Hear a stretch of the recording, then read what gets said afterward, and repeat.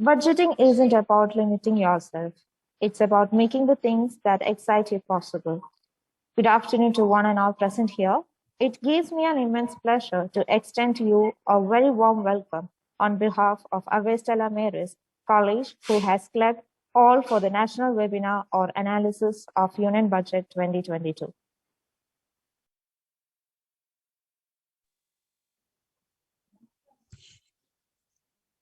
As we all know, according to Article 112 of the Indian Constitution, the Union Budget of a year, also referred to as the Annual Financial Statement, is a statement of the estimated receipts and expenditure of the government for the particular year. The government presents it on the first day of February so that it could be materialized before the beginning of the new financial year in April. The Budget Division of the Department of Economic Affairs in the Finance Ministry is the nodal body responsible for producing the budget. Avestella Maris College, a self-sustaining arts and science college affiliated to Mahatma Gandhi University, was established in 2014 with a vision of overall development of students. Avestella Maris College offers BCom, CA, Tax and Financiation, MCom, Finance and Tax, MHRM courses focusing on future-oriented skill development in students. First of all, I would like to welcome Mrs. Pravina S. Nair, Vice Principal of Avestella Maris College, for a welcome speech.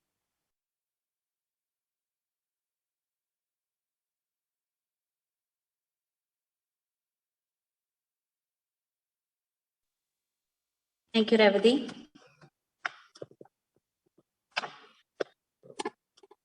Good afternoon to everyone present here. Respected Dr. Paul V. Matthew, the principal of our college, Professor Dr. Lekha Chakraborty, resource person of the day, Advocate Arun Kundil, chairman of the college, Mrs. Amy Arun, director of the college, and all other participants. On behalf of Avestella Maris College, I welcome you all to the webinar on Analysis of Union Budget 2022.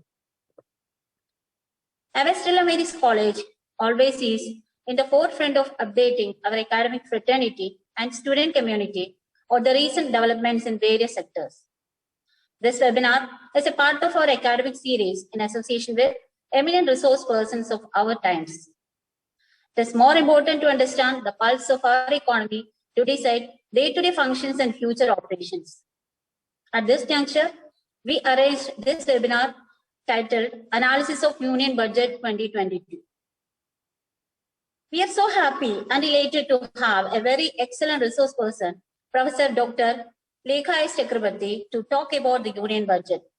It's our privilege and honor to host such an eminent resource person in our webinar.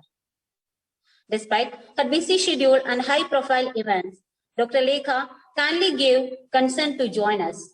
Dear Madam, we are indeed humbled to have you for this informative event.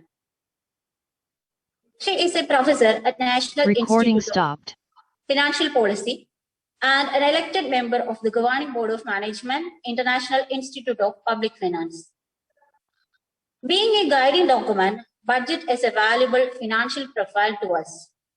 Union Budget 2022 seeks to focus on long-term growth, domestic manufacturing, digitalization, rural upfillment, and planned urbanization. The participants have various positive and negative responses against the Union Budget. I'm sure that you will enrich us with your knowledge and clarify the doubts of all participants about the Union Budget 2022. Thank you so much, ma'am, for accepting our invitation and coming over for the webinar. Once again, I heartily welcome you, ma'am. Thank you.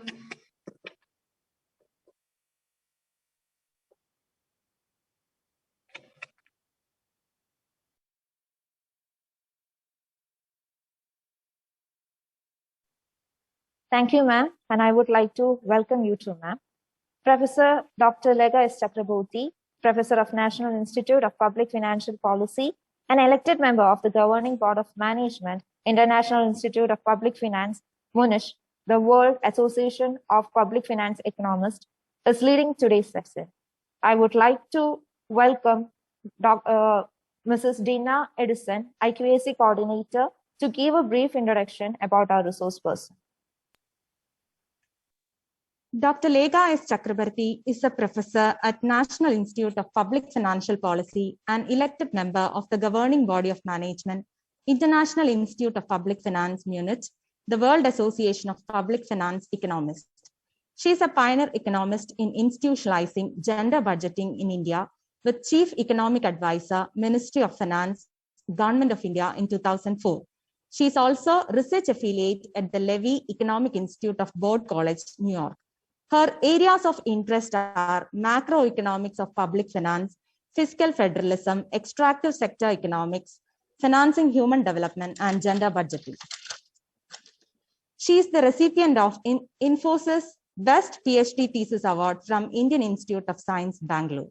She is the author of Fiscal Consolidation, Budget Deficit, and Macroeconomy, Sage Publications. This book has received endorsement reviews from Y.V. Reddy, former governor of RBI, and also from Vito Tansi, former IMF Executive Director, Fiscal Affairs.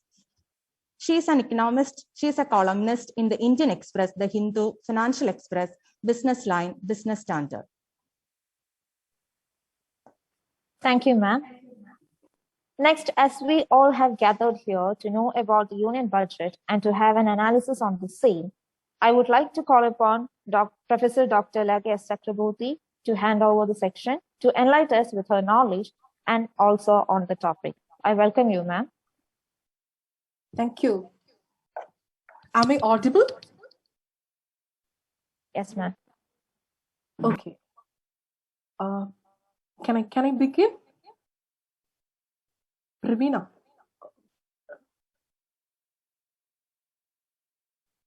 Yeah, Dr. Paul, can I begin? There is no disturbance from my end, no? Okay. Thank you. Because, it is not that clear for me, but I'm clear, right? Recording in progress. Okay. Thank you so much, Dr. Paul Matthew, for having me for this webinar. And it's always, it's a pleasure to talk to the students, and especially to the students from my own, home state. And I hope that after the pandemic worries are over, I would love to visit your campus. That's a promise to keep. And having said that, a special thanks to Joshi, my friend in JNU, who took an initiative and who coordinated this program. And, and I'm grateful to him for giving me an opportunity to speak to the students of, Stella Mariam College.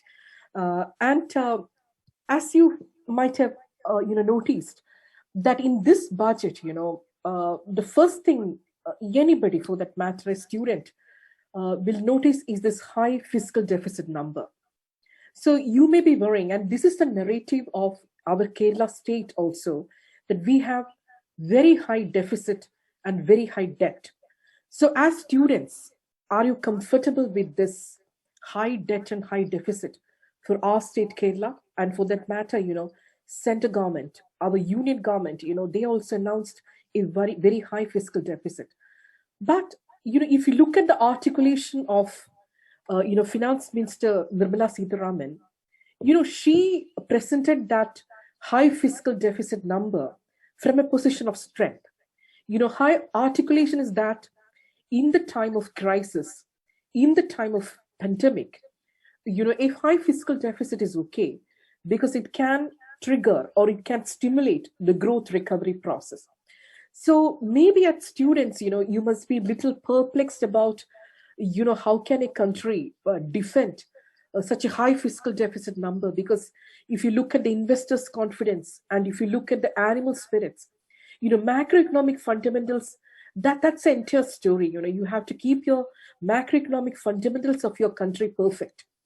Otherwise, you may lose investors' confidence. So that's one narrative. And I looked into this matter of high fiscal deficit even prior to pandemic. And, you can take a look into my book. I have written a book about this. And the book is titled, Budget Deficits and Macroeconomy, Fiscal Consolidation, budget deficits and macroeconomy.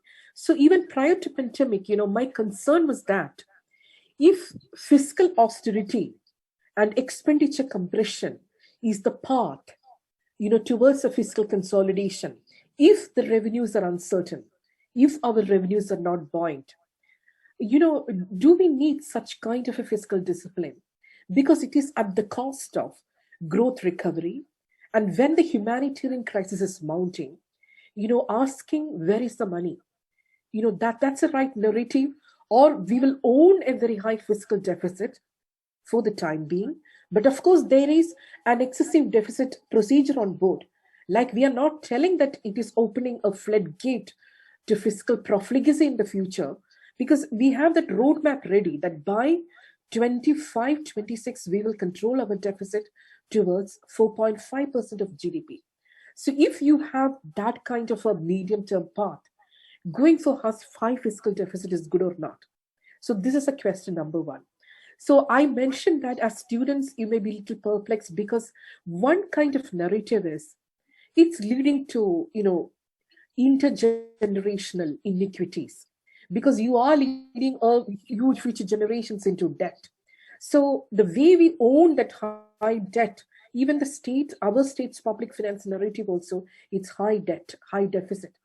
So is it okay? So my answer to that question, or the worry of yours, is that high debt, if we can substantiate that with enhanced public investment or enhanced capital infrastructure, that will support the growth recovery. So in the process, you are investing right now for the generations in future. You are doing the capital, human capital formation for the future. So, but this is not about, using the deficit for populist measures, for triggering the political economy, incentivizing the voters. That's not the case. Now, from this perspective, take a look into this budget. Srimati Nirmala Sitharaman has announced a high fiscal deficit number, but had she engaged in a kind of, wooing the voters, or in incentivizing the calculus of consent, or that calculus of the voting behavior of people? Not even a single announcement this year is in that regard. She's not doing that. Not even a single announcement. It's a kind of a clientele-based announcement or a populist measure, or for the states that is getting into elections. See, she's using the taxpayers' money to, formulate certain populist measures for such states who are getting into elections. No, it has not been done. So what was the narrative? High fiscal deficit, but what is the use of that, in the time of uncertainty? And this macroeconomic uncertainty, even this is very hard to measure. So in that uncertainty, which sort of public expenditure has got high multiplier effects in the economy? That was a question which was basically asked. And, the answer to that is, like, if you invest in your public investment in capital, or if you increase or enhance the gross capital formation in your country, that is good for the growth recovery process. So that's the way she has put forward that narrative. And capital spending is given importance, not only at the center government level, but also at the state level. In the sense, a portion of the money she announced, around 1 lakh crore, she announced as an interest-free loan to the states. Then the states can do a friend loading of, the kind of public investment which is required to trigger the economy back to the post or prior pandemic growth path. But you can understand that even prior to the pandemic, our economy was not that great. We had, crisis in economic growth even prior to the pandemic. But to the prior crisis, or to the prior, that GDP growth, what could be that ideal investment? Here, students, you must have learned about business cycles, right? Business cycles is basically talking about the ups and downs in the economy in very simple terms. If I tell it to you, it's like you have peaks and you have downturns. But in these kind of crisis, this downturn in the GDP may not be explained through the business cycles theory. in the sense this downturn can happen due to, a permanent scar, a permanent deviation from the prior crisis growth path. If that is a permanent deviation from the prior crisis GDP growth, then the budgetary policies acting as a counter-cyclical policy tool may not work in the case of growth recovery process. In the sense, if you use this high fiscal deficit to formulate certain programs which are, counter-cyclical policy nature, that means you believe that your downturn in the GDP is just cyclical, and if you invest in certain kind of expenditures which lead to upturn in the cyclicality, then you will get the growth prior pandemic, to the prior pandemic growth path. That may not happen. You know why? In the growth process, you have structural impediments and cyclical impediments. That's why you must be knowing the works of Geeta Gopinath. She's from IMF. She has done a paper with Mark, and that paper is called Cycle is Trend.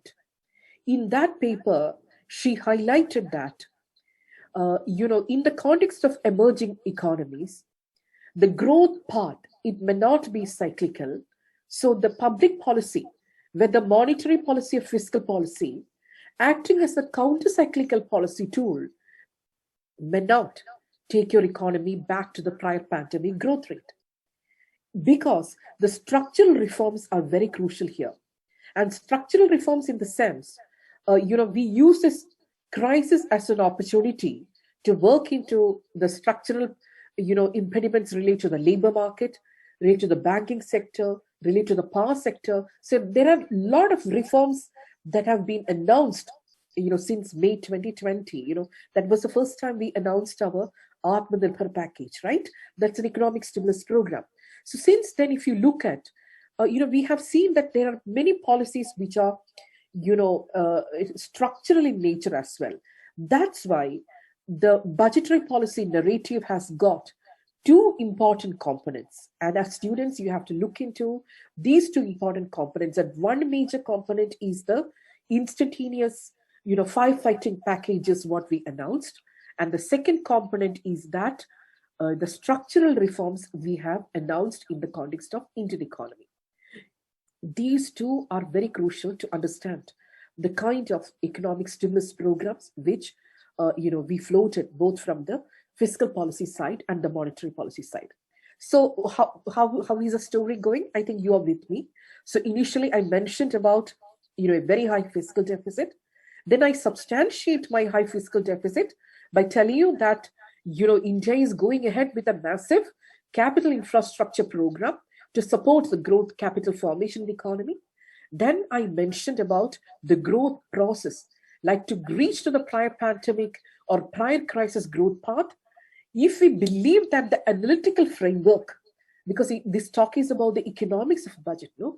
So if we believe that the economic framework is business cycles, it may not work properly because we need to go beyond, the public policy acting as a counter-cyclical policy tool. So that's the way the story is going, and I hope you're with me. Now, let's get into the structural reforms into labor market, power sector, all these things a little later. Let's open the budget. So given this analytical framework, when a teacher talks to you, I always tell the students that she makes you ready to look into the analytical framework. Then she makes you ready to look into the numbers, the budget numbers, the analysis. And then from that, you will be able to prescribe policy solutions for your country. So the ultimate impact of this process as a student is, when you study a theory, you should be able to connect to the data. You should be able to read the data. You must be, budget literate. But budget literacy is a very rare skill, and the students should get into, that budget at a glance document. It's like an 8 to 9 pages or maximum 13 pages. So each table you should be able to read. That's a minimum budget literacy a student can have. And I hope that your teachers will make you ready for that. Then, as a policy maker, You imagine yourself as a finance minister, that what could be the prescriptions I do for my country to take the country out of pandemic. So that's the way it is going. Now, you understand that it's a dual crisis. It's a public finance crisis. It's a public health crisis. Or public finance a little bit ahead if I take, it's a macroeconomic crisis. So we need to look into how we can tackle the crisis in the what you call the public sector in health infrastructure, as well as you need to formulate the policies to tackle the macroeconomic crisis. So that's the way you have to formulate your policies. Now, let's be little critical. When we look into this budget, are you comfortable with the kind of investment the central government and the state governments have done in the health sector? You know, when you look into the household budgets, you understand that in the low income households, this health, that investment or that expenses can go little catastrophic. And, the households, the poor income households, they are getting into debt, engagement with the money lenders around to pay back the health expenses they have incurred. So our budget, especially in the time of pandemic, has done a course correction with relate to the public investment in the health sector. This is an important question you need to ask. And, let's look into the size of the budget first. At the union government level, the investment of public health to GDP, if you look at that number, it is less than 1%. Yes, Anil? Okay. So it's just on 1% of GDP. Last year, not in this, February, last year, they have announced an enhancement in the public sector health infrastructure at the primary, secondary, and the tertiary levels. But even then, it's hovering around 0.8% of GDP, if you look at the numbers. So it's less than 1% of GDP. So we thought that the government will use this crisis as an opportunity to float many programs related to public investment in the health sector, but that hasn't happened. That's a concern number one, because, it's not just ad hoc health expenses for the pandemic, vaccination, or for, that kind of ad hoc expenses on the health sector. That's not what I'm talking about. But we are using this pandemic as an opportunity to strengthen the health sector. So that has not happened. And it's an important concern.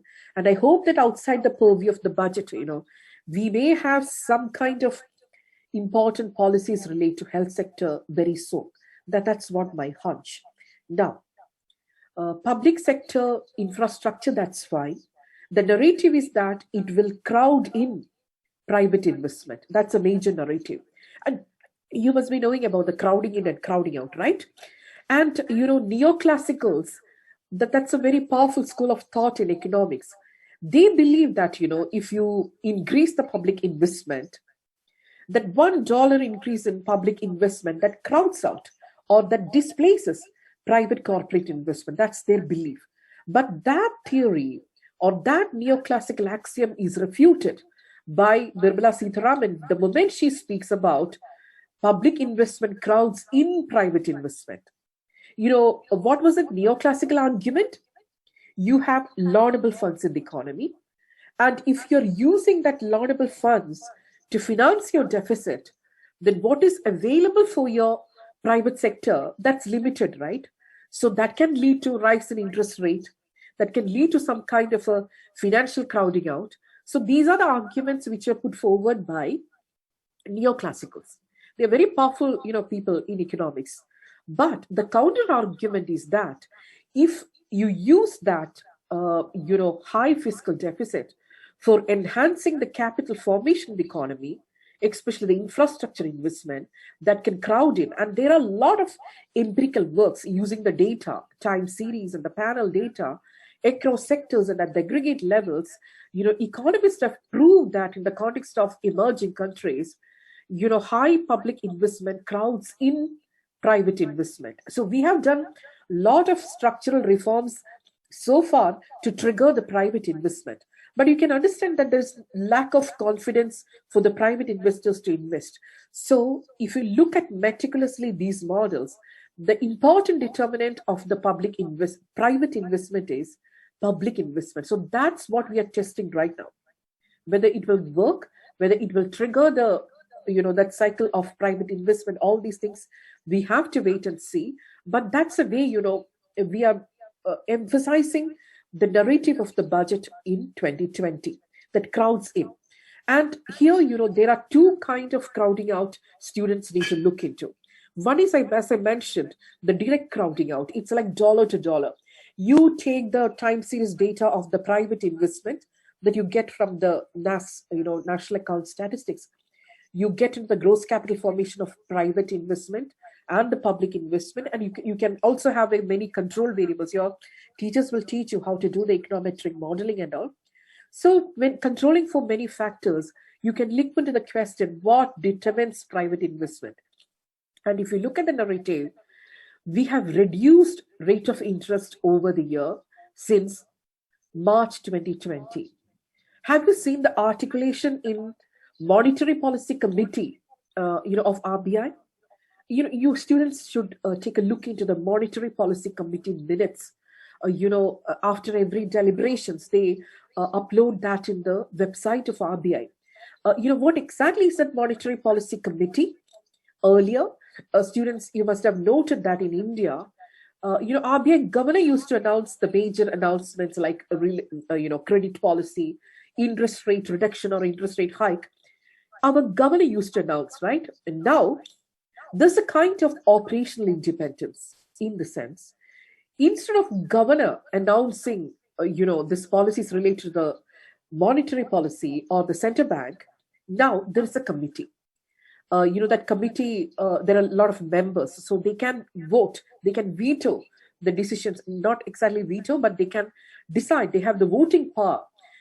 Suppose the decision is like, a group of students, suppose think that you are MPC members and I'm the governor, I give you the flexibility or the freedom, degrees of freedom to have deliberations among yourselves to arrive at an ideal rate of interest. The decision regarding the liquidity infusion, decisions regarding the rate of interest in our country. Why I'm talking about the central bank? Because budget cannot be analyzed in isolation from the central bank decisions. So this monetary policy and fiscal policy are closely coordinated. So we need to understand, where this high fiscal deficit number, substantiating that with, raising the public investment, all this narrative, where it is coming from. Where is it coming from? So to understand that, we need to look into the policies related to the monetary policy stance, the central bank, as well as we also need to understand what's happening in the global financial environment. So let me first tell you about the RBI story. So far, I hope you're with me. RBI, it's like this. If you are MBC members, the major decision you have to take is regarding the interest rates. So in this context, if you are meeting in the MBC, I'm asking you a question, are you ready for increasing the rate of interest? Because since May 2020, we are keeping our repo rate constant at 4%, right? What does it mean? What exactly is a repo rate? Repo rate is the rate in which RBI lends to the commercial banks. And when the commercial banks decrease the rate of interest, when they lend money to the consumers like us, then the monetary policy transmission mechanism is complete. Otherwise, repo rate per se, will not get into the investor's hand or the consumer's hand like us, unless commercial banks also take corresponding decisions regarding lowering the interest rate. So let's begin from the repo rate. That's a rate in which RBI lends to the commercial banks. And that's kept at 4%.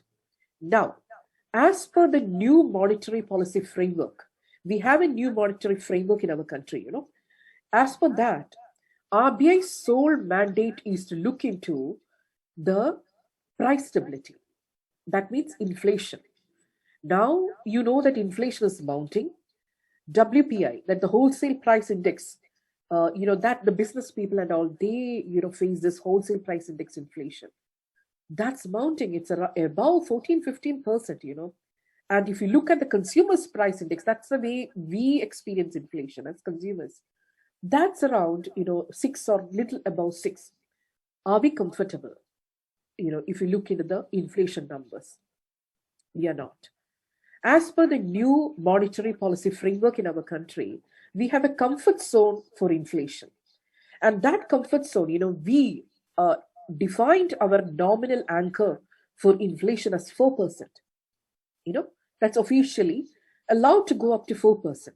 Then, in certain countries, RBI governor get bonus if he keeps his investment, in inflation number within 4. But we don't have such kind of bonus or incentives for the central bank governor, and he may never get that bonus also, given the supply side shocks and all that happened. It's not entirely a monetary phenomenon when we talk about inflation in the context of India. So then we decided that we will have a band. The nominal anchor is 4%, but little bit of a band we keep up to 2%, plus or minus 2. That means 4 plus 2 up to 6% is our comfort zone. And RBI, that new monetary policy framework, they look into the consumer's price index as the nominal anchor of inflation. So now it's a little uncomfortable. It's a little around, a little up from 6%. But you need to look into the high frequency data of inflation. But there's a wide divergence between your WPI and CPI. And, that will affect the business people, right? And that wide divergence is a matter of concern. And RBI is only looking into the CPI inflation. And another dimension of it is, if the interest rate is 4%, and if your inflation is 6%, nominal interest minus inflation is your real interest rate, right? Nominal interest rate minus inflation. Nominal interest rate, I mentioned that the repo rate is around 4%, and inflation is mounting to 6%. So are we realizing a negative rate of interest in the context of India? What exactly is negative rate of interest? We put our money in the bank, right? And we have an interest rate. And if the inflation is mounting like this, and if the interest rate are not at par with inflation, or if it is not inflation indexed, then are we not getting the money we put in our bank? Like, our parents invest in pension markets, in the bond markets. So are they not getting even the money they put in the bond market if the interest rates are negative? And, globally, more than $16 trillion or something like that is, negative rate of interest in the bond market, in the pension market. What does it mean? It has got its own repercussions. That's why a kind of, flow of, or the decision-making process of the people, that we will move away from fixed deposits because interest rates are so low. So let's do some kind of mutual funds. Let's invest in, little bit in stock market, but that is also equally, matter of concern, because that financial exuberance may not last. That high volatility in the stock market is a matter of concern. But financialization of savings is suffering. And as students, you may be wondering that on one hand, we are keeping our interest rate lower to trigger the economy to go back to the prior pandemic growth. But at the same time, when we keep the interest rate lower, it affects the financialization of savings. And that could be a mobilization of savings away from, financial sector. That can happen. So, what could be that ideal equilibrium rate of interest which can support both the financialization of savings and, growth path by triggering the investment? Why, growth first argument came in the thought process of RBI? Because low interest rate means the credit will be cheaper, right? Cheap credit. That will incentivize the business community to come and access the cheap credit. So that will help them. The loans are at a cheap rate. So we think that will lead to, yes, that will lead to, a kind of business, triggering the business activity, and that will lead to the growth recovery. So that's a way, we think that growth first is the, priority, that growth is the priority, and we will keep the interest rate lower. Now, that's a story about RBI. And RBI, it's not only about the repo rate, there is also a reverse repo rate. They take decisions regarding Reverse repo rate also. What exactly is reverse repo rate? That's a rate in which commercial banks park their money with the center bank. It's a backwards. RBI lent to the commercial banks like that. Commercial banks also can park their money with the RBI, right? Because, they park in the government securities, or, that kind of investment is 100% safe, 100% liquid. So it's gilt edged. So they have the tendency to park back in RBI rather than lend it, because that's a risky process. If you don't get your money back, that can lead to mounting NPA, non-performing assets, and also commercial banks have the tendency to park back their money. So to nudge the commercial banks to go ahead with the credit deployment, as a part of this pandemic package, we kept our repo rate lower, reverse repo rate lower, around 3.35%. Otherwise, if the reverse repo rate is higher, then you talk about the monetary policy corridor, right? That we're keeping it as little accommodative, not the neutral policy stance in which we nudge the commercial banks to go ahead with the lending process. Why I'm talking about this lending process? Because if you look at the pandemic growth, economic stimulus packages, the prime narrative is credit infusion or liquidity infusion in the economy for triggering back the growth. But take a look into the works by Stiglitz, Joseph Stiglitz. One moment. Let me just take a water.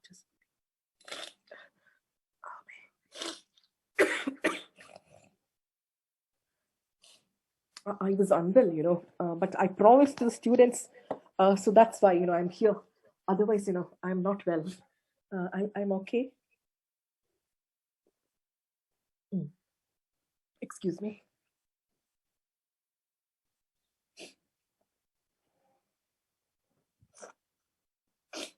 Okay.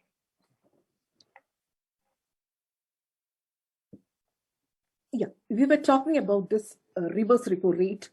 And if you look at the normalization packages, our country cannot, have these economic stimulus packages forever, right?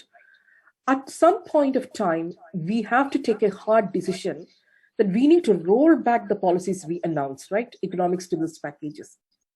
And when the budget announcement happened, that was a major concern that, there is an in-between lines for a finance minister, right? So we have to read her lips in the sense she's getting into this normalization procedure in the sense she announced a very low deficit by controlling expenditure when revenues are uncertain. And she may not plan her expenditure priorities. She may go for the reduction in spending. So these are the worries, the moment that February 1st announcement of the budget, and that concern was real. I will get into that part of the story very soon. Let me finish the RBI story. They have not gone into a strict normalization procedure by announcing the rates back from the 4% to maybe 4.24 or anything. They kept it at 4%. You know why? That's very important for the public debt management as well. Because if you increase the rate of interest, it will affect your cost of borrowing of the government, right? The public debt management, that's also very important. So you keep your rates lower so that the public debt management will be easier, because your rate in which the cost of credit and all will be lower. That's another concern. And if you look into the maturity structure of the debt market, students can write down these keywords I'm mentioning, and later on, when you read, it will be very clear for you. Operation twist. That's one important policy. That policy announced by Dr. Shaktikant Das is like, you simultaneously engage into, buying a lot of long-term bonds and selling a lot of short-term bonds. What's the purpose of that? You are enhancing or that elongation of the maturity structure of your debt market. Like you are postponing your refinancing risk. Like we will repay later. That's why we are buying a lot of long-term bonds. Like we have to repay only after 40, 50 years. But the short-term bonds we are selling in order to clean up that structure of bond market to long-term. So that's the way you are buying a space for engaging into the credit deployment or liquidity infusion. That's an important decision we have taken from the central bank. Now, when you open the budget, when you understand the budget speech, there is no normalization procedure announcement in this budget. And RBI informally has controlled certain GSEC program, like, they absorbed little bit of, government security issue programs. And there is a cutoff yield rate, which is high up to 3.99. I talked about the reverse repo rate, but this is like variable repo rate. And one segment, the cutoff yield rate is now 3.99. It's not 3.35. But otherwise, there is no strict normalization procedure to reduce the balance sheet of RBI by absorbing, the excess liquidity infusion in the economy. But it has got its own repercussions. If you look at the term structure of interest rate, you have short-term interest rates and the long-term interest rates. And these, there is a link between. That's a term structure that, the entire market, the short and the long, that's linked. And this term structure of interest rate, you need to take a look into. And you understand that the call money markets at one segment, that's at short end, that's a highly volatile interest rates, right? And those interest rates are now below the repo rate 4%. And if you look at the longer end, or the long, that is above 15%, government securities and all, if you look into the interest rate of that segment at the longs, the other end, things are going haywire. We are little concerned about, the term structure of interest rate. That's why normalization procedure is little crucial, but we have this policy dilemma, whether to get into, raising the interest rate, or we need to keep it lower for the growth recovery. And, usually in the literature, when you look into the career theories, they say that if a woman is RBI governor, of the central government governor, I don't know where it is coming from, but the theories, the empirical theories, that says that women, they may go for a hawkish policy announcements in the central bank. Because, if I look into my way of thinking is also, I was little tempted to, tell you that raise your interest rate little bit. You know why? That is we call as hawkish. But dovish means you keep the interest rate lower. So whether you want to go hawkish or dovish regarding the interest rate, if you are RBI governor, why hawkish? Look at the global uncertainties. This is also very important to understand the budget. On one hand, we have taper tantrums. And what exactly is a taper tantrum? It's a tapering process which is going to happen in the US Central Bank, that is the US Federal Reserve. And their chair is Jay Powell. So he may go for increasing the interest rates in US Central Bank. He may absorb that, he may reduce the balance sheet of the US Central Bank for the tapering process. Like after the global financial crisis, you have a lot of liquidity infusion in the economy, right? So in a way, we need to absorb this liquidity in order to avoid that mounting, that crisis in the form of NPS and all, right? So reduction in the balance sheet of the central bank is inevitable, but you have to do it, without going into a beggar die neighbor hypothesis, right?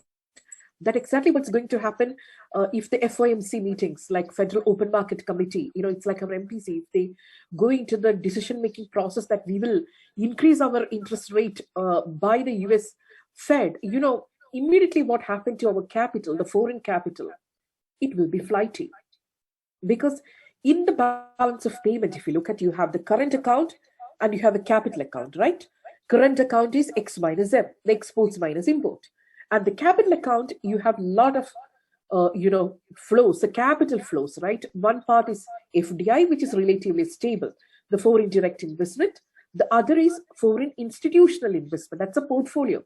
Or in other words, how can I tell it to you? It's like, hot money in the sense, hot money by definition respond to high interest rates. Wherever there is high interest rate, the money will be flighty to that country. So if the US Fed Reserve will increase the interest rate, then that part of our capital account, that will be flighty. It will respond to the interest rate differentials. Then to prevent that, we have to announce a little bit of hike in the interest rate in India, right? To avoid the capital flight. there are a lot of issues, it's not easy. The work of RBI governor, of the work of finance minister, all these things are, the concerns. That's a backdrop when you talk about this budget arithmetic. So this background has to be very clear to understand the budget or the fiscal arithmetic. That's why, I'm making you ready to look into these numbers before getting into the fiscal arithmetic. I'll do it very soon. That's why we have not announced a very high, interest rate. Interest rate is status quo. Now, the ball is in the court of fiscal policy makers. We have to do something very substantial to trigger the economy growth, because despite doing all this heavy lifting in the form of credit infusion, in the form of lowering the interest rate, RBI failed, or RBI could do only the partial duty to trigger the economic growth process. It's not one-to-one. Like you reduce interest rate and you get your growth recovery. That's not one-to-one. So what is that fiscal dominance we need to do? So to do that fiscal dominance, the question regarding your deficit is critical. And on one hand, if I think that fiscal discipline is very crucial, I'm going to get into my numbers, my fiscal deficit, I'm going to keep it neat, because we have a fiscal rule in our country, right? As per that fiscal rule, we need to keep our fiscal deficit to GDP number as 3%. But we are not doing that. What will happen if you reduce the fiscal deficit to 3%, Then, when the revenues are uncertain, the path towards that fiscal consolidation will be through the expenditure compression. And if that happens, it will have adverse growth consequences, and you have a lot of humanitarian crisis, around. It's a human tragedy what has happened, and we are trying to brave a pandemic. So in this time, fiscal austerity, like no salaries, we reduce the pensions and we stagger the salaries, or we cut down a lot of, what you call the food security announcements, employer of last resort announcements, all these things. What will happen to the economy? So now let's get into, the fiscal arithmetic. It has got two parts, right? One, deficit. Then deficit can be maintained through revenue buoyancy, that revenue story is on one side, and capital compression, the capital expenditure story on the other side. Let's look into these two stories. So I mentioned you as finance minister. Suppose you are the finance minister. You looked into your deficit number. Your revenues are not buoyant. You kept it very high. Now, last year, your deficit number has gone up to 9.2% of GDP. Can you imagine this number? Your general, public debt, general government debt is as high as 80 to 90% of GDP. Are you comfortable? But in many countries, your general government, debt is about 256 in Japan, and it's above 100% in many countries. So the narrative is, look into the real rate of interest and the real growth of economy, R and G. If the real rate of growth of your country, that is G, is greater than the real rate of interest, then go for your debt. You don't need to worry about the debt. How is the story? You grow out of your debt because your rate of interest is lower than the rate of growth of economy, right? So you're growing out of your debt. If that happens, then it's fine. But if R is greater than G, then you are into a debt unsustainable situation. So don't bother about the threshold levels of deficit that you need to keep into, 60% of your GDP, 40 at the center, 20 at the state. So that kind of a numerical threshold, just forget about it for a moment, because this is a time of pandemic. Let's look into this R and G dynamics. And if the R is greater than G, you need to eventually monetize your deficit. That's another concern. Professor Kaushik Basu, who was our chief economic advisor, and Professor Abhijit Banerjee, who is a Nobel laureate, then industrial giant like Kotak Mahindra, they're all engaging into a kind of, a re-emergence of monetization of deficit in our country. Are we ready to do that? Are we erring on the side of caution if you are not getting into the monetization of deficit? You know why I'm talking about this monetization of deficit?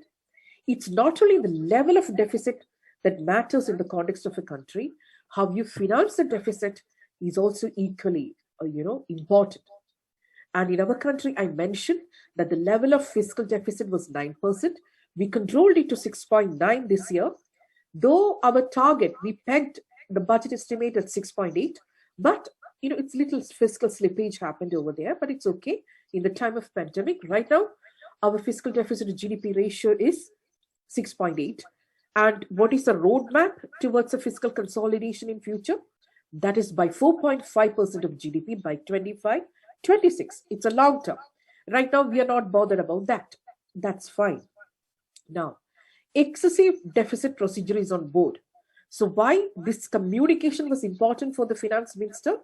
Because you need to communicate to get strengthen the investors' confidence. Because investors should not feel that our macroeconomic fundamentals is not strong. We have a very high deficit. What's happening? No, we have to communicate properly that we are going for an accommodative fiscal policy stance, and you don't need to worry about it because we have a roadmap clear that once we get out of this pandemic or by 25-26, we have plans to reduce the fiscal deficit to 4.5. But then you can ask me a question, but that is not the exact fiscal rule we have in our country. The fiscal rule is like we have to go back to a 3% fiscal deficit to GDP ratio. Why 4.5? Maybe the articulation is like this. 9.2% of GDP announced last year. That was not exactly, new expenditure priorities or new expenditure announcement that has happened in our economy for tackling the pandemic. It's also a combination of, budget transparency as well. I will tell you what is budget transparency. The political economy of the debt and deficit happening in Kerala, right? Like the moment you announce the budget, you can understand a lot of, noises regarding why a certain segment of your borrowing is not getting reflected in your numbers in fiscal deficit. Why? എന്തുകൊണ്ട് കണക്കുകൾ കാണുന്നില്ല എന്നൊക്കെ പറഞ്ഞ ഒരു political ആകുന്ന ഒരു ദൃശ്യം നിങ്ങൾക്ക് ഓർമ്മയില്ലേ? അതെന്തുകൊണ്ടാണ് സംഭവിക്കുന്നതെന്ന് അറിയാമോ? By definition, certain part of borrowing is not not fiscal deficit, in the sense what you borrow through public sector entities or through corporate bodies, that's not the part of fiscal deficit by definition. Then you have to get into another concept of deficit, that is a public sector borrowing requirement, PSBR. At the central government level and the state government level, India has not yet computed PSBR. We are still using fiscal deficit as the operational parameter of our fiscal process. So if the fiscal deficit is operational parameter, these numbers will not get reflected in the deficit numbers. That's the answer. Now, you can understand that it's little bit of non-transparent thing, right? So you keep an annexure table ready to show that these are my off-budget borrowing. And that's the way central government, Nirmala Sitharaman has done. She kept an annexure table and mentioned that this is her off-budget borrowings. So last year, what she has done is a part of that off-budget borrowings, she incorporated into her fiscal deficit, like Food Corporation of India, some kind of a cleansing happened, and then she put that into the fiscal deficit. So that's why, that fiscal deficit mounted to 9.2%. It's not like the entire thing is like new expenditure programs. No, that budget transparency was also, a part of this high fiscal deficit number. So, but Kerala, I don't think that we have done that OBB, off-budget borrowings. We have not incorporated into the fiscal deficit. That's separate. That's why it's not getting reflected. The KIFBI and all, that's an entire different narrative of a political economic question, and it is little touchy. So I'm not getting into that topic. I just want to say that this high fiscal deficit is a combination of many things when you decompose it. Like one is fiscal deficit to GDP, the numerator GDP is not growing well. That could be one reason. Then another reason could be your mounting interest payments. Third reason could be the interest rates may be going high. So you have to decompose the high fiscal deficit or high debt number and trying to understand, what are the different reasons for this high fiscal deficit number. That's very crucial. Now, High frequency numbers, they showed that revenues were little buoyant, so that story was okay. But on the expenditure side, expenditure has got two important components. One is capital spending, other is revenue spending. So far, the story was so good. Capital spending is going up. But a part of that capital spending is Air India liabilities and all. That's a different story. We are not getting into those details. But the emphasis, the narrative was on the capital spending. What happened to revenue spending? Revenue spending means it's a current recurrent spending, right? You need to spend on social infrastructure, education, health, the government acting as an employer of last resort, right? Because everything else fail, government has to guarantee employment for the people, right? Guarantee jobs to the people, no? So we have a job guarantee program in the rural India. That's a Manrega. We have allocations for that. Then in the time of pandemic, we should think beyond economic growth recovery. In the sense, if we are focusing just on the GDP numbers, that will not naturally get transformed into better human development process. You need to focus on financing human development as well. But this budget failed or supported regarding these questions. Capital spending, that story was okay. But the moment we look into the fiscal arithmetic of social infrastructure, education, health, employment, food security, national health mission, there's a kind of reduction or kept status quo. The allocations relate to these revenue spending. And we are a bit uncomfortable with that, because these are very crucial in the time of pandemic, right?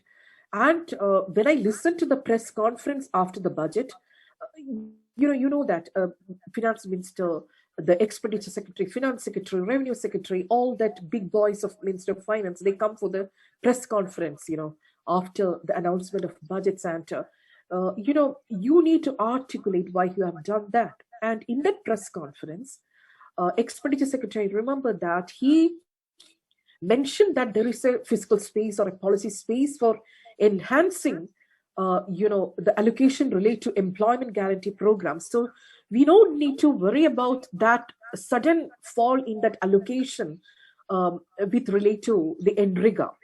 But we are little uncomfortable even when he promised that there is space, he will increase the expenditure allocation when there is demand, because these are demand-driven programs, right? Then he can. That's the way he mentioned. But unless you protect the allocation related to the employer of last resort policy, right? If the RBI is a lender of last resort, the government, that predominant strategy is employer of last resort, ELR policy. Then you need to protect that allocation at the budget estimates level. And the budget, the way it happens, first you have budget estimates. The moment you announce the budget, after 1 year, you get the revised estimates. Then you get the actuals. And what's the story in India? There's a significant deviation between what's getting announced in the budget. And after 1 year, when you look into the revised estimates, there's a huge deviation over there. That's a question about your budget credibility, why you are not able to substantiate or you are not able to own your numbers. That question needs to be asked to the finance ministry officials. Why it's going haywire? What's a deviation? Why there's a deviation? If you look into the tax, our tax projections, both the story at the center and the states, we have high ambitious targets. But when you look into the numbers, we are not getting what we anticipated. And there's a huge deviation. And the moment we talk about the fiscal risk, the moment we talk about the credibility of the budget credibility, this fiscal marksmanship is very important. And what is your marksmanship? What you promised and what you deliver, that has to match, right? So why these numbers are having huge deviation? And look into the non-tax revenue side, especially disinvestment. And in the backdrop of, you must be remembering that big announcements happened in the form of disinvestment or privatization. What was that story? In India, last 2 years or maybe 3 years, we were concerned about the fiscal space because to announce big pandemic packages, we need to have fiscal space. In US, they announced the big pandemic package, which is around 10% of GDP, because they have the fiscal space to announce that huge macro stimulus program. But in our country, we don't have the fiscal space, how we can enhance the fiscal space. So one, I talked about monetization of deficit, but we are not in a mood to do that. I don't know whether that's an error on the side of caution, as I mentioned earlier, but we are not opening that monetary and fiscal policy linkages like asking RBI to give money. It's not exactly printing money and financing deficit. Through ad hoc treasury bills, you can finance a part of your deficit. And we have done it in India long time back, but over the years, we reduced that monetized deficit because we feared inflationary pressures. So once again, opening that financing pattern of deficit through monetization or to enhance the monetized deficit, no, we are not ready to do that. But if R is greater than G, we have to eventually monetize the deficit. But that question is different. But now we are not in a mood to do that. So we don't monetize the deficit. On one side, revenues are uncertain. So can you, as a finance minister, can you say that my expenditure decisions in the time of pandemic will happen on the basis of revenue stability? If the revenues are unstable, no, I don't have money for the expenditure programs. Can you say like that? Because I have to be fiscally disciplined. I don't have money, so I don't do many expenditure programs in the time of pandemic. No, you need to find fiscal space. And given this constrained space, what was that narrative of the finance minister to enhance her fiscal space? She announced a major disinvestment program in our country, believing that it's going to immediately trigger huge fiscal proceeds. Has it happened? Because, you cannot look into privatization process or disinvestment process just like, to enhance your fiscal proceeds, because it's a major issue, right? That is related to the valuation process, the pricing process. It's a monetization of assets, and it's a little different. Privatization is a huge program. And so far, what has happened? Only in the aviation sector, Air India, that deal has happened. Other than that, Tata bought Air India. Other than that, whatever we thought that LIC may happen in March, we have to see. Nothing has happened, regarding the disinvestment. So if you look at the fiscal marksmanship I mentioned, for the disinvestment proceeds, budget estimates, it was huge. But if you look into the revised estimates and actuals, it's like peanuts. We didn't get much money from that, ambitious target what we have announced, that we are going to enhance the fiscal space, disinvestment proceeds or to the privatization. Last year's story was that fiscal marksmanship suffered. Last but 1 year also, fiscal marksmanship was not perfect. This year, if you look into the budget numbers, they are quite realistic. No ambitious program this time. I don't know whether the interest in the disinvestment process or the privatization process has reduced, but that in the press conference, Deepam, the disinvestment, that secretary, department of disinvestment, that secretary was there, Mr. Tuhin. He mentioned that it's an ongoing process, and we have to wait and see. Let's wait and watch. Okay. Now the story is, taxes are buoyant, but we don't know how far. GST was buoyant, of course, but we don't know the long-term trend. Non-tax revenue, major, component was disinvestment. Disinvestment proceeds are not going to give you much fiscal space. On the other side, you announced a huge capital investment program, but you curtailed your revenue spending. So now the story is complete, right? We have looked into each components: revenue budget and capital budget, revenue budget, revenue receipts and capital revenue expenditure, and on the capital budget, capital receipts, especially non-debt creating capital receipts in disinvestment proceeds. We looked into that and capital investment. So far, after analyzing the fiscal story, looking into these numbers, looking into this budget credibility, because you have to look not only into the budget estimates, but you have to compare your budget estimates and the revised estimates and the actuals. So there's a question of budget credibility as well. Where is it leading to? What is the way in which you can enhance your fiscal space? Is there any way in which we can reprioritize our spending process? Is there any space available over there? These are the questions we need to ask when we talk about the fiscal risk. Now, the IMF, the multilateral agencies and all, the narrative is that accommodative fiscal policy, accommodative monetary policy, these are very crucial. You don't have to now control your debt or deficit because that can have growth repercussions. But at the same time, the moment they get into the calculation of budget credibility and fiscal marksmanship, if our BE and RE, that deviation is huge, and then they will talk about India's budget credibility is low. Maybe that's one reason. I don't know. It's my hunch that in this year, the numbers they announce are very realistic, maybe an underestimate also. But we think that our BE will be greater, RE will be greater than BE. Otherwise, we are not even, ready to go into the tax collection. We have a target, right, for the tax collection. And in NIPFP, we have done a study on the budget credibility. Like, I can share with you, I can pass it on to Dr. Paul. He can, give it to you. We have a group, right? I also joined in your group. So I can share that material there. And we look into the forecasting errors. Why? The budget announcements are one thing and the real story is at another. We look into why this deviation is happening. Why there are certain announcements. Is this not backed by proper expenditure allocations? It's just announcements that, you go for high spending in capital infrastructure, high spending in health expenditure. But when you look into the allocation, when you look into the budget numbers, these are not backed up with, proper allocations. So these questions are very important. That's why you have to read in between lines when you hear a budget speech, and you have to look for analytically the numbers within the budget.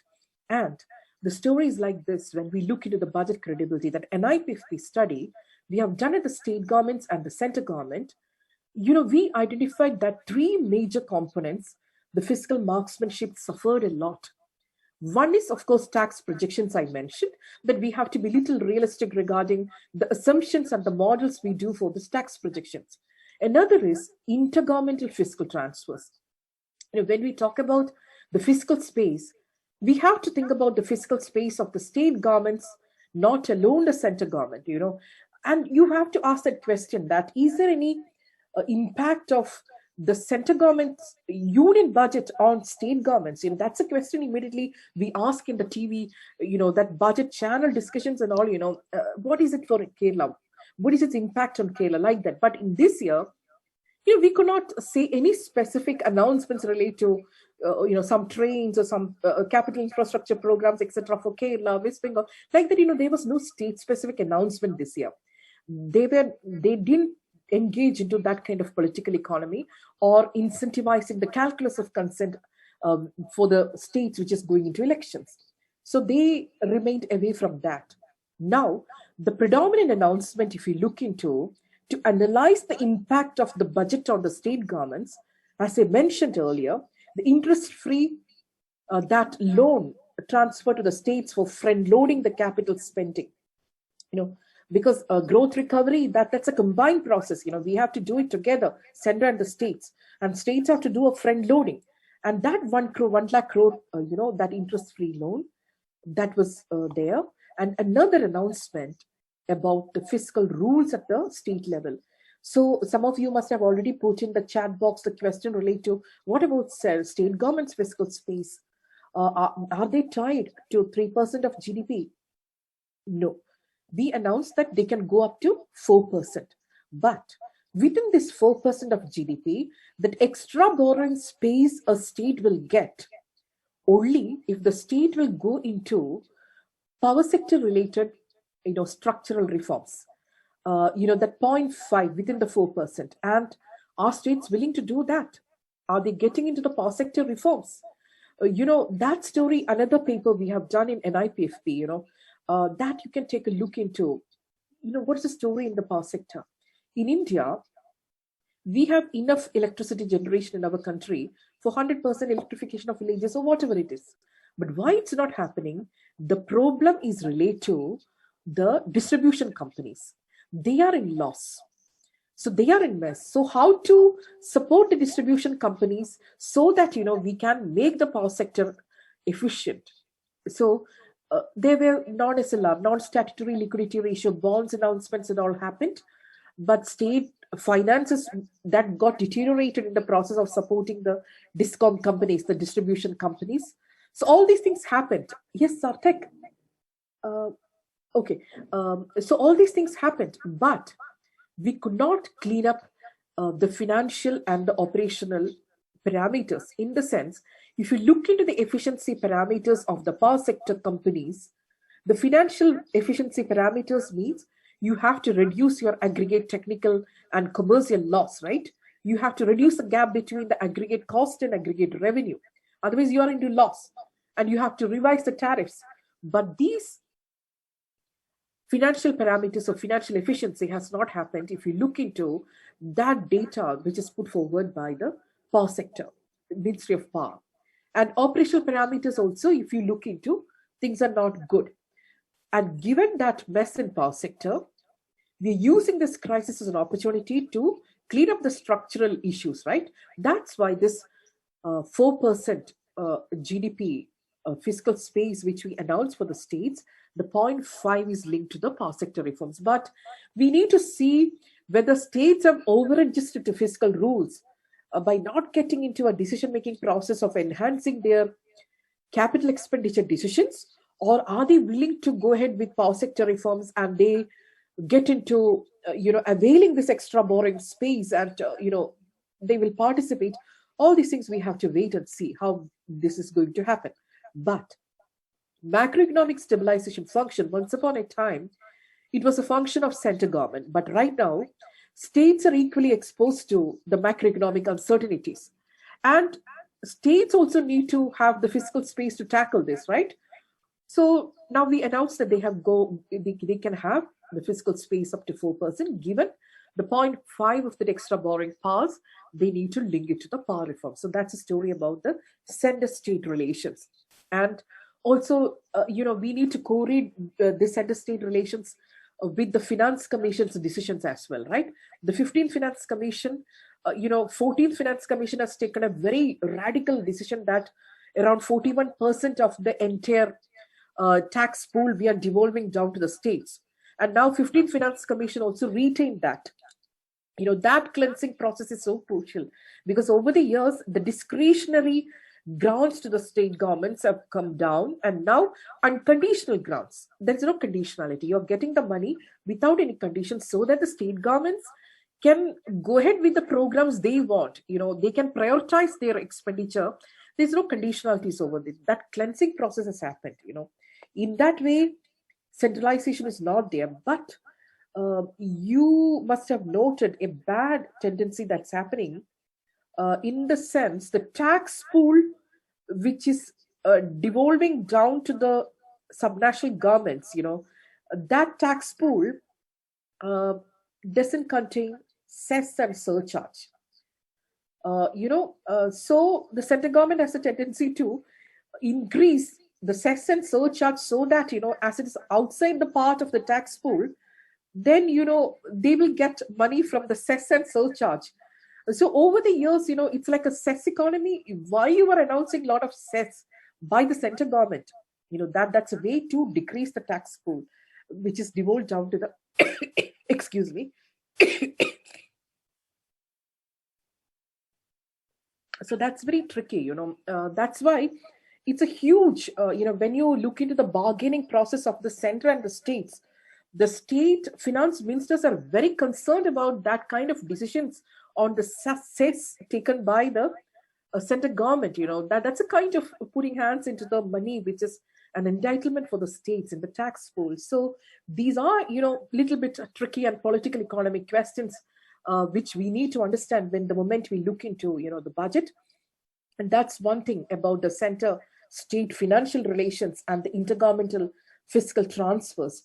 So that's what, the broad fiscal arithmetic And before ending my lecture, I would like to highlight two aspects. One is this government has given importance in the budget to innovation.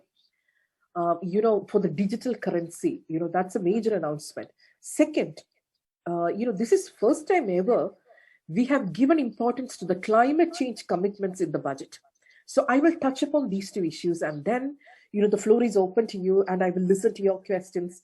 That hearing the voices and make it interactive is also equally important. So we will get into that process very soon. Let me talk about these 2 points very quick. Digital currency. We know that the crypto, that's a speculative asset. It's not a currency, or it's not a digitized legal tender.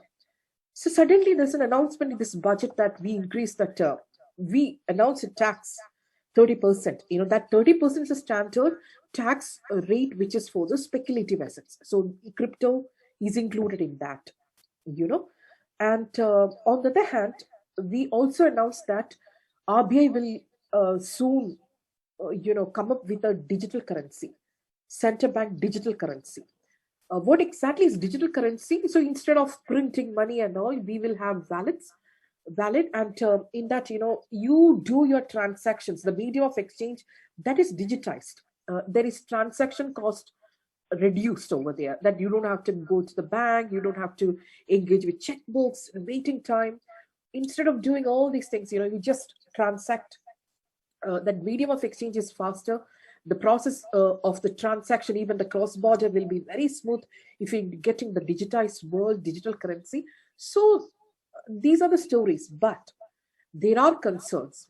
In India, digital divide is so strong, right? How many people have access to the digital infrastructure in our country? This has affected the education process as well, because now the learning loss, if you look into the kind of enrollment rate you look into, that effective enrollment rate after adjusting for the access of the children to systems and the internet, there is a concern about the learning loss, and, your enrollment rate has come down.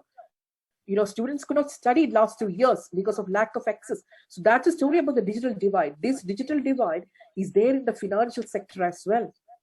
So when there is a question of digital divide, and if the digital infrastructure is not perfect, what kind of, medium of exchange and smoothing the transactions, all these things we are talking about, that's an important question. So digital infrastructure, that process needs to be completed before we get into, this digital currency and all. Otherwise, there is no financial inclusion. And you can take a look into the work by Barry Aiken Green. In that, paper, he titled as Digitized Dollar in the context of US. So he mentioned that the Treasury Secretary of US, Janet Yellen, she mentioned that the digital currency, she owned it.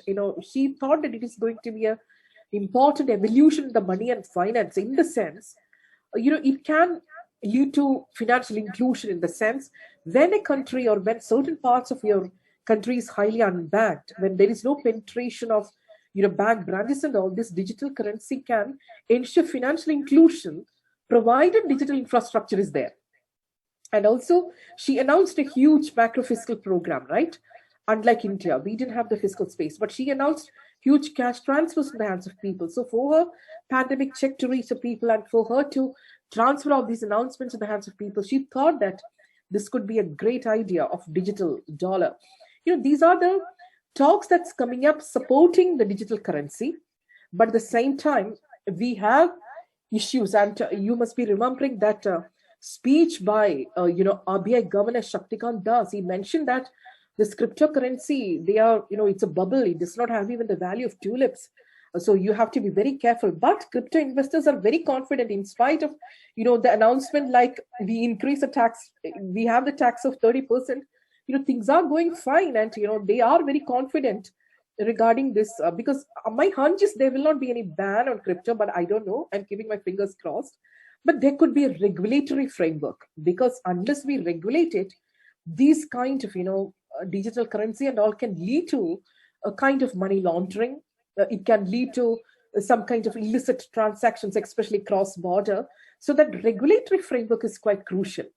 And by announcing tax on the cryptocurrency, crypto assets, you're not making it legitimate. This is what increasingly getting clarified by the tax officials, because it's a clarification even from the press that we announced tax on the crypto assets. So isn't making it legitimate, legal?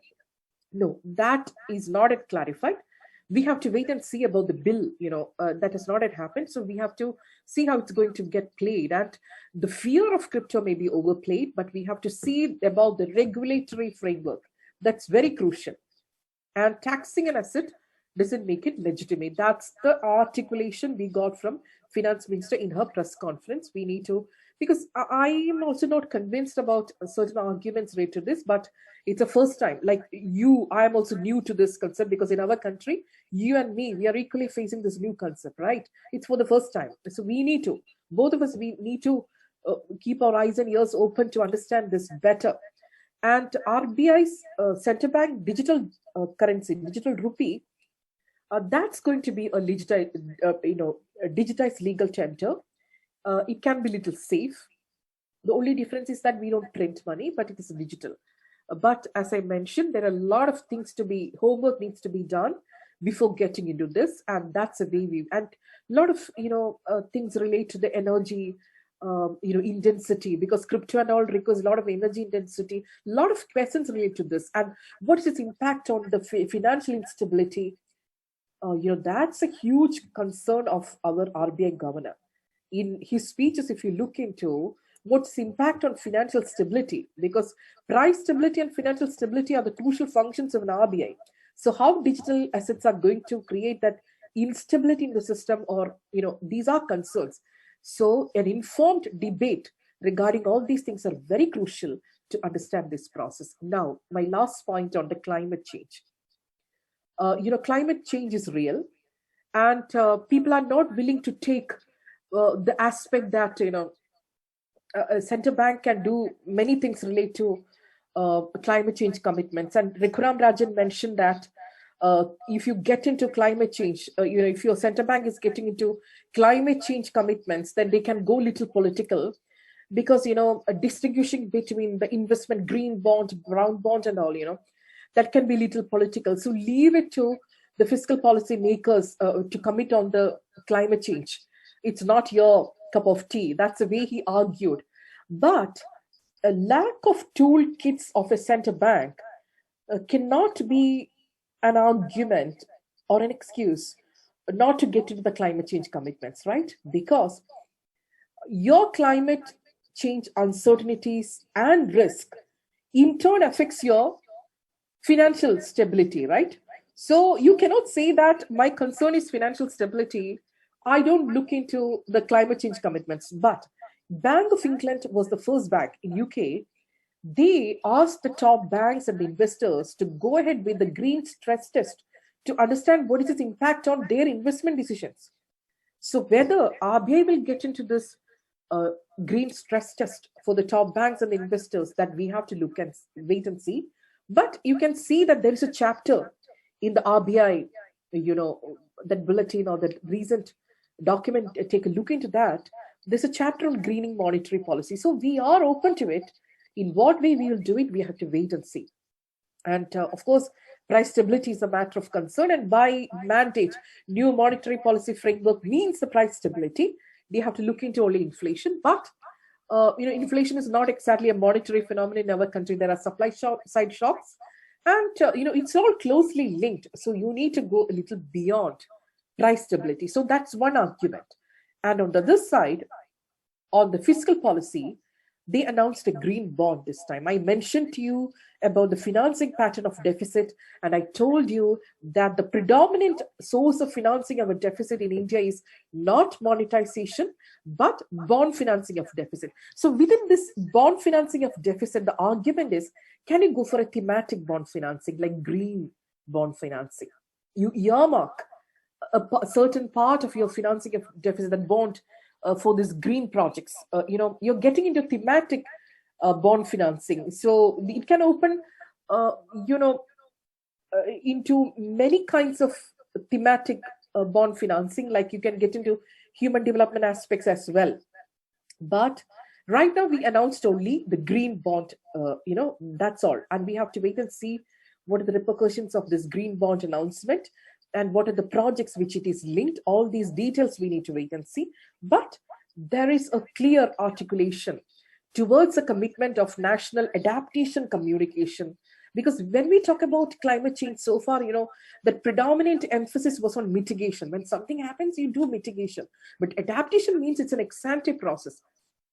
You need to be ready for tackling the climate change crisis, right? So what is that adaptation communication? Will our budget communicate better? What's the national adaptation communication plan? All these things we need to wait and see in the due course. So that's it. I stop here. And now I would love to take your questions. The floor is open. Thank you. Thank you for your patient listening. Thank you. Thank you, ma'am, for the valuable information regarding union budget. Now it's time for a Q&A section.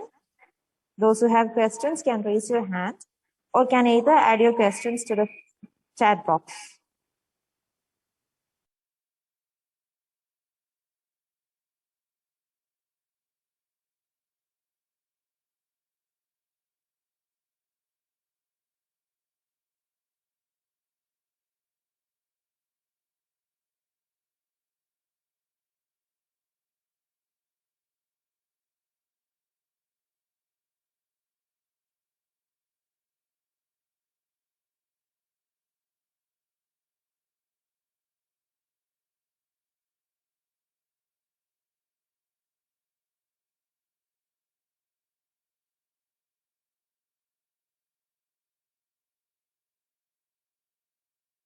Yeah, I was telling that I can see a few questions in the chat box. Hi, ma'am. Good afternoon. It's a question from Aishwarya. Okay, to Rakhi Ramchandran. She's asking me a question. The current budget was prima facie not wooing the middle class, of course. For example, there was no reduction in the tax slabs. There was no populist schemes in the budget. Furthermore, government for a time not following a historic trend of announcing freebies and targeting the vote banks. What's your thought on this? Thank you. Thank you, Rakhi. And Manu, thank you so much. Rimisha Bhadra, but I can't see the question. So let me take the question by Rakhi so that you can put your questions in the chat box, or maybe Rakhi, Manu, Rimisha can talk to me. Aishwarya, you can talk to me. You take your microphone and talk to me. That will be better to understand your thought process. Okay. Let me answer to Rakhi's concern. As I mentioned earlier also, am I audible? Yes, ma'am. Okay. I got a call. I thought that it's from Dr. Paul. No. Okay. Okay. I thought that I'm not audible and he wanted to warn me that I'm not audible. Okay. It's not his call. So let me take the question by Rakhi. Of course, recording stopped. Okay. So here, there was no freebie. And we were not targeting the vote banks. So from that political economy perspective, I can see that it's only related to, giving a targeted cash transfer in the hands of farmers, right? Yeah, do I need to open this? What is that? No, ma'am. It was a feedback link. Okay, that's fine. Okay, that's fine. And something happened to the recording? Something, I don't know. I am getting a lot of messages that something stopped or something like that. No problem. No problem, ma'am. You can continue. Okay, so freebies. What happened is we have not announced, like in the last budget, we have two major announcements that has happened. That's one related to, the capital infrastructure investment in Kerala and West Bengal, because that time, these were the two states which are getting into the election. But we knew that, signaling from the central bank's union budget to woo the state voters, that is not going to happen, because last year we didn't get any positive response related to, that announcements happened from the central bank for the states.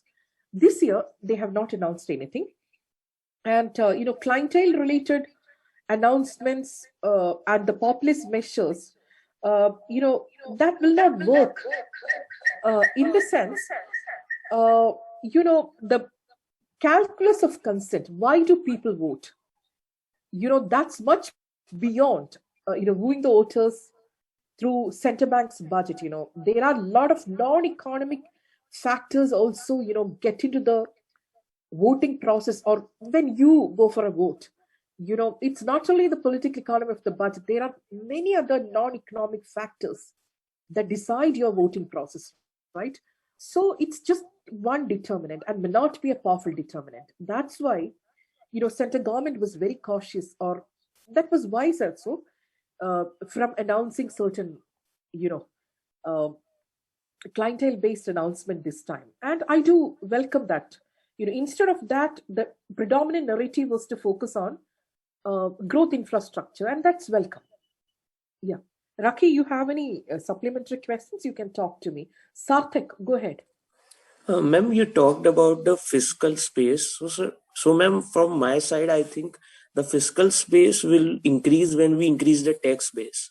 So ma'am, I would like to know that what arrangements can the South Asian countries make in their budget, what the Europeans have made, and we can be at par with them.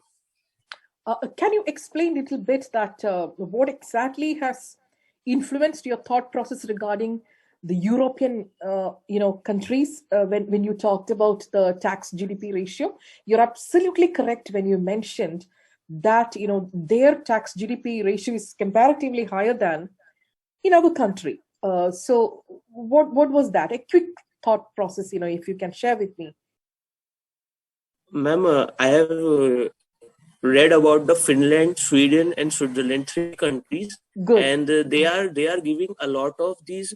They are taking money from their people, but after when we talk from their citizens, they will tell that we don't have to save money for our elderly stage because our government is giving some incentives and proper welfare programs, and that's why we pay and trust our government. Wonderful. Sarthak, you mentioned it, why do people, when do people feel happy to pay taxes? People feel happy to pay tax when your Vixelian connection is perfect. For students, you should understand what is Vixelian link. This Vixelian link is exactly what Sarthak mentioned right now.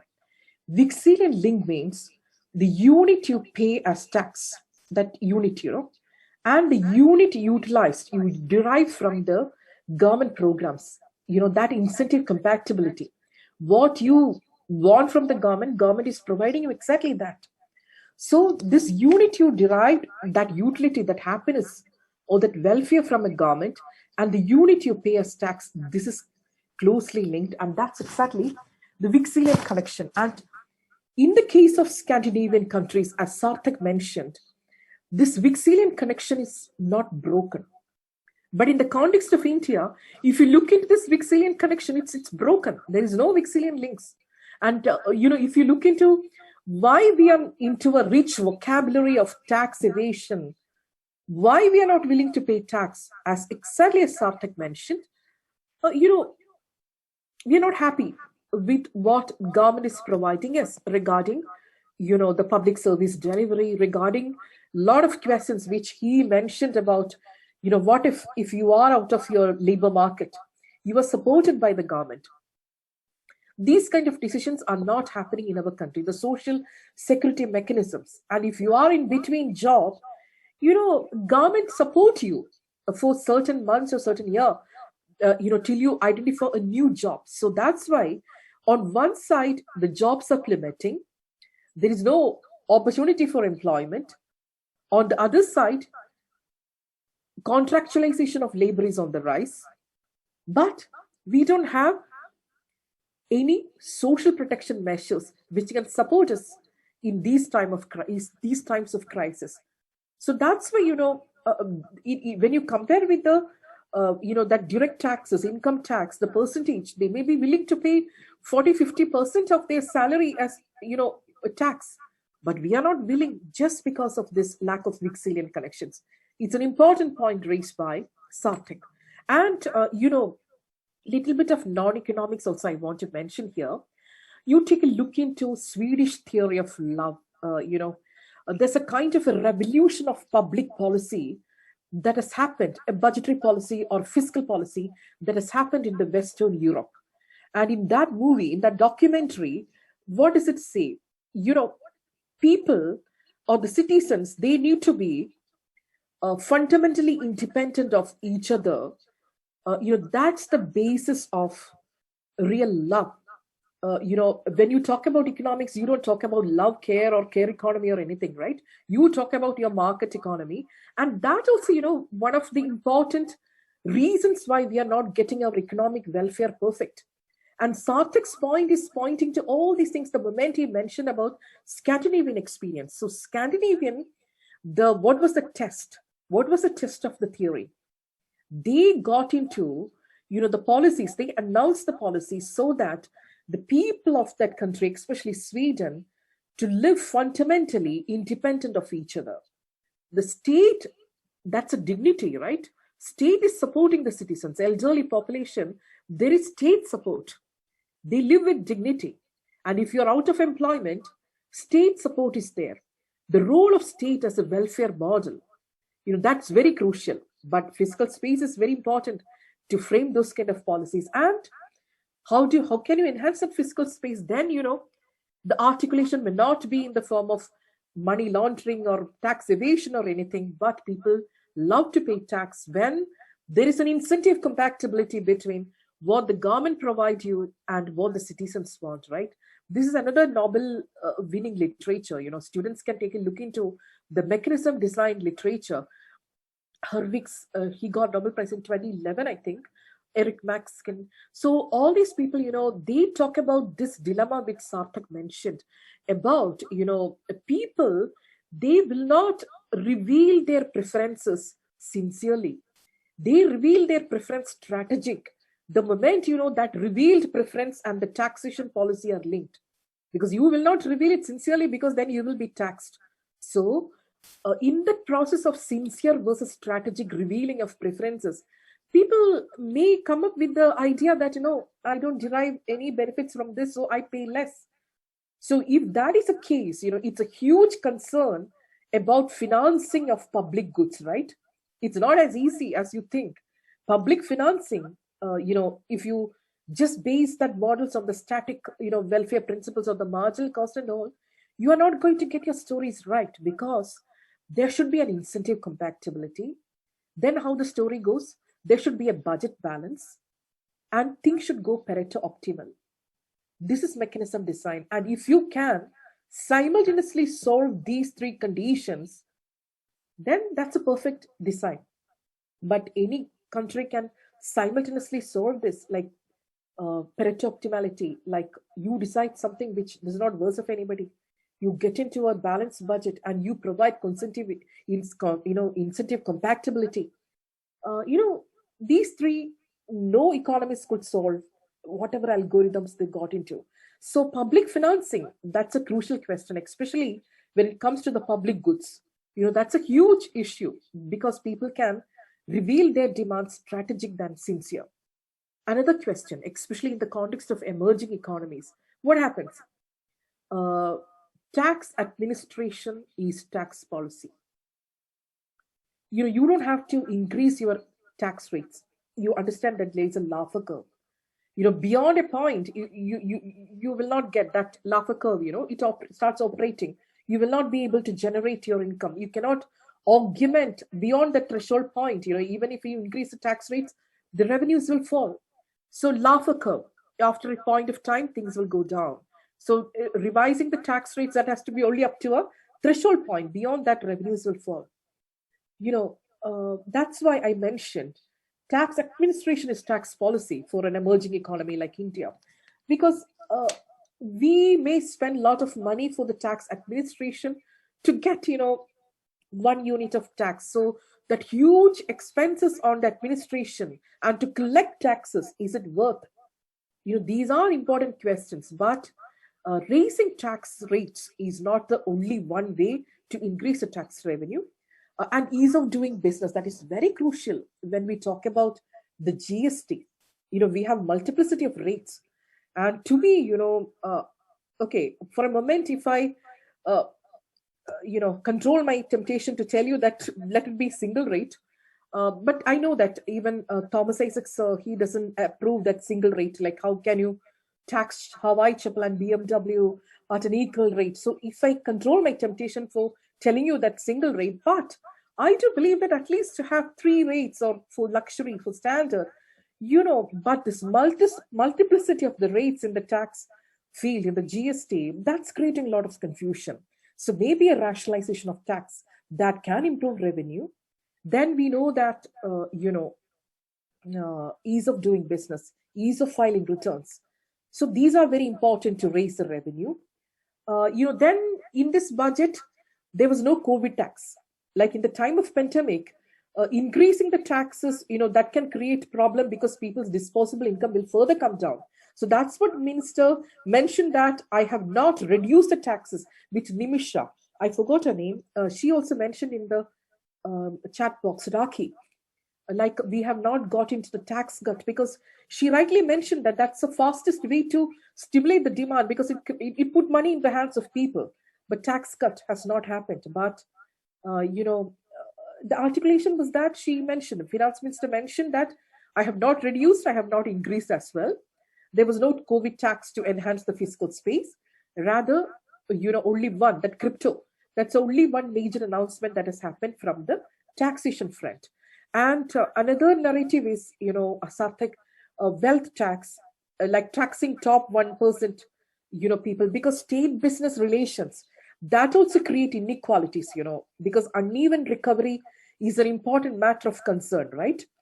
The moment you talk about your economic recovery, that should not be an uneven recovery, because you need to protect the people at the lower end of the pyramid. So what are the policies to prevent that uneven recovery from happening? These are important areas of concern, and their, tax cut would have helped a bit, but only 4% or 5% of the 8% maximum are the people who work in the formal sector. And within the formal sector, maybe 4% maybe paying taxes. So when you talk about the tax cut, you are talking only about the 4% of the entire Indian population which are going to benefit. So these are concerns, the moment you talk about that tax cut. But of course, that 4%, their disposable income in their hands, these could be strengthened. And small business firms, they are in a mess. They are fighting for survival. And what are the policy measures we have to do for them, whether it's through taxation or whether to cash transfer? These are important areas of concern, and we need to focus. So that tax, it's a complex thing. Vixilian connection should not be broken. Tax administration is tax policy. You need to get into those kind of arguments. And tax rate itself is not a major rate. And unlike other countries, we don't have any natural resource taxation. In several countries, they have natural resource taxation as a major source of revenue in the African context and all. But we don't have any major natural resource taxation. Only in the non-tax revenue, we have mining taxation. But mining taxes, it's called royalty. But the state business relations, all these things are very crucial, because if a state enter into a deal with certain business class, and that state business relations, that, catalyzes inequality in the system. That is iniquity. Through the process of rich and poor, that divide is one thing, that income inequality is one thing, but accentuating inequality through state business relations, that's yet another. That kind of inequities you create in the system. So all these things, you need to look into that political economy when you talk about revenue raising. Yeah, Sarthak. Yes, ma'am. I'm satisfied with your answer. Okay, you're satisfied. Okay, it was satisfying. Okay, Dina raised hand. Ma'am, I'm Praveena. Sure. Ma'am, the bad news for crypto investors is that any income from transfer of virtual asset will be taxed at 30% from the next financial year onwards. Is this negatively affect the digital currency movement?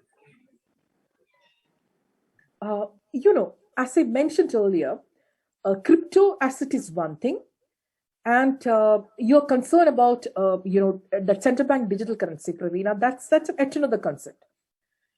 Yes, ma'am. Crypto is a speculative asset, and central bank digital currency is a digitized legal tender. So we have to see that, and that is legitimate. You can do this medium of transactions and all. Those things will be fine the moment it is RBI. But at the same time, you can ask me a question that decentralized finance is the backbone of the crypto, right? It's not a centralized finance. So what are the regulatory mechanisms? Because you have to keep the anonymity in the transfers and also, what are the regulatory mechanisms the moment you talk about decentralized finance? These are matters of urgent concern before you talk about making it legitimate or illegitimate. A regulatory framework is a crucial concern, but as a fiscal innovation, as a financial innovation, I do own that financial innovation happened in the form of crypto. That's welcome in the money and finance. Over the years, that evolution happened, and we are getting into the digital, crypto mode. That's fine because it supports entrepreneurs. Because entrepreneurs need some support to do cross-border transactions. Their transaction cost should not be high, and we should give them confidence to engage in these process. Without getting into a kind of fraudulence. That financial integrity, that's the role of the state or the bank. What are the regulatory mechanisms you can ensure so that these process will happen with financial integrity? So we need to protect. So what kind of regulatory mechanisms we need to do for that financial integrity process is the matter of concern. Otherwise, banning crypto, that's bit. It's too much. Of course, the concerns of the crypto on the financial instability and all happen from the perspective of lack of regulatory framework. So once we have that, things will be better. But the decisions will be completely atomistic. Atomistic means it is individualistic. Like Praveena, you may be taking decisions regarding high risk, high return asset. But I belong to an old school, so I may not get into crypto because I am very scared to get into high risk but high return asset. So it depends on the that behavior, the fiscal or the financial behavior of the people, that what kind of assets they want to play with. So this is a high risk, high return asset, and a segment of people, excuse me, a segment of investors are quite confident regarding that. But unless we have a regulatory framework, this cross-border transactions and all, that can create some sort of problem. So my concern is only confined to that. Excuse me. It's climate is changing in Delhi, right? So that's why. Like we have bright sunny days and evenings are very cold, that's why they happen. Forget it. So what I mentioned is that regulatory framework is important, and it is also not like a broad taxation. And this decision of finance minister, Praveena, you may be thinking that using the tax policy to curb the speculative behavior in the economy is what has happened right now, or using the tax policy, you are trying to make it venerable and dignified and legitimate. Whether that articulation has happened, that you have to wait and see what exactly has happened. And RBI governor is increasingly giving us vibes that things are not good in terms of crypto, don't invest. So it's kind of a discouraging thing. It's like a huge speculative asset, but at the same time, finance minister is confident, and she announced like a lot of transactions happening in crypto, and she needs that taxation to be done for the speculative assets, including crypto, because 30% tax, where it is coming from for horse trade, casino, all the speculative things we, tax at 30%. So crypto is included in that. So that's a way, but we have to wait and see. But will you invest in crypto, Praveena? It's a speculative asset. Ma'am, it depends on our behavior or attitude. If you like to invest, or if you want to take risk, you can invest in cryptocurrency. Absolutely. It's like, as I mentioned, financialization of savings. It's a matter of concern, and we are not getting even the money we deposit in the bank. So, people try to put their money in different sources, but may not be crypto. But, a little bit of mutual funds, 1% of your salary in mutual funds, then, getting into little stock market, because, rate of interest is just plummeting like anything. So, and high risk, high return, that kind of business community, that is not a broad-based community at all. But they are willing to do that. It's based on their behavior, and we need to make them comfortable by giving a regulatory framework so that there will not be any fraudulence in the system. In the Fed, they have a Fed wire. So in that Barry Eichengreen article I mentioned, he talked about the Fed wire in which the transactions are tracked. But again, this is another important question. Like using the central bank digital currency, Praveena, you may consume many things, but as a RBI governor, or how much I get into your privacy, like what are the consumption pattern you do, how can I track you? That data privacy is very important for you, right? So these are the important matters of concern the moment you get into the digital currency. But anonymity needs to be maintained, that integrity needs to be maintained. So it's a new topic. It's very interesting. And yeah. Thank you, ma'am.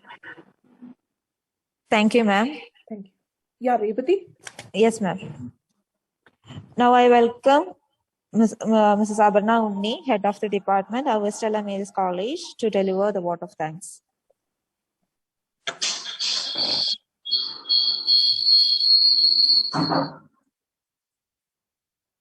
Am I audible? Yeah, you are. Good afternoon to all. I use this time to convey my sincere gratitude to Professor Dr. Lekha Chakraborty. She is a professor at National Institute of Public Finance and Policy and elected member of Governing Board of Management, International Institute of Public Finance, Munich, the World Association of Public Finance Economists.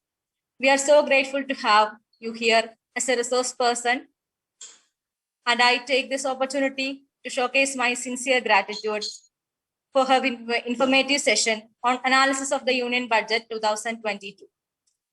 It was really an insightful session that flashed light into both academic and industry lenses of participants. We are really overwhelmed by eloquence of the resource person in bringing multiple views on the Union Budget 2022-23. Moreover, we gained awareness on the Union Budget that will be very helpful for all the participants in future. I cannot express my gratitude to Professor Dr. Lekha for the kindness to join with us today. The team at Stella Maris College is so much obliged to your time and acceptance to your invitation amidst your hectic schedule and academic engagements. We are so delighted and enlightened. Thank you, ma'am. Next, I would like to express my gratitude to the principal of the college, Dr. Rbi Matthew, Advocate Arun Paul Kunnil, Chairman of Stella Maris College, and Mrs. Emmy Arun, Director, and all students joined to this auspicious occasion. Thank you, each one of you. Finally, I would like to thank each participant for your patience listening and also for being a part of the session, irrespective of your busy schedule.